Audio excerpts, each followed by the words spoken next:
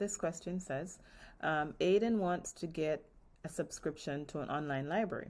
There are two subscription options, one of which charges a fixed $96 annual fee and the other which charges $3 per book he borrows.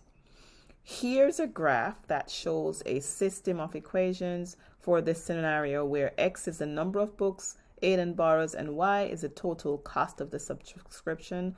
What does the point Q represent in this context? All right. So what is the point Q? Where is the point Q? This is where point Q is. And if we think about it, what are they? Let's go to the problem and look at the important details that are given. So there are two subscriptions. One has a fixed $96 annual fee. The other charges $3 per book he borrows. Okay. And so our job is to figure out like what the point X represents in the context. So where is the point X? X happens to be on the line that has the fixed fee, which is $96. So the coordinates of that point would be 50. So at 50 books, he's still paying $96. The red line is the one that represents $3 per book.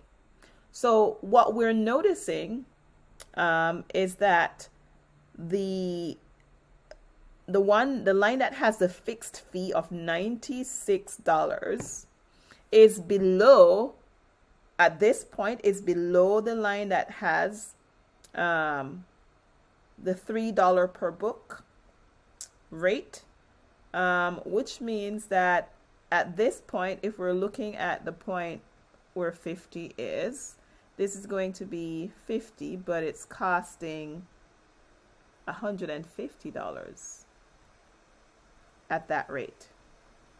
So if we look at both of the cost, we can clearly see that if you're using the option where you're paying $3 per book, you're paying more at that rate.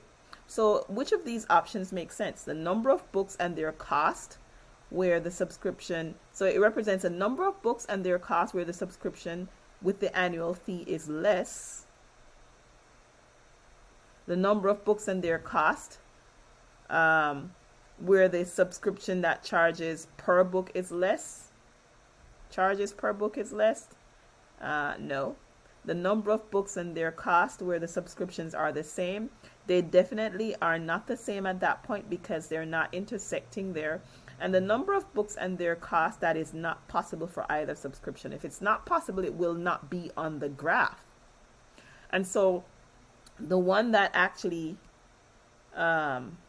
represents the answer in this case is going to be A, because we can clearly see that at this time, after 50 books, the fixed fee charges less, whereas if you're going at $3 per book, that is charging more. So it's where the number of books and their cost, where that subscription with the annual fee costs less.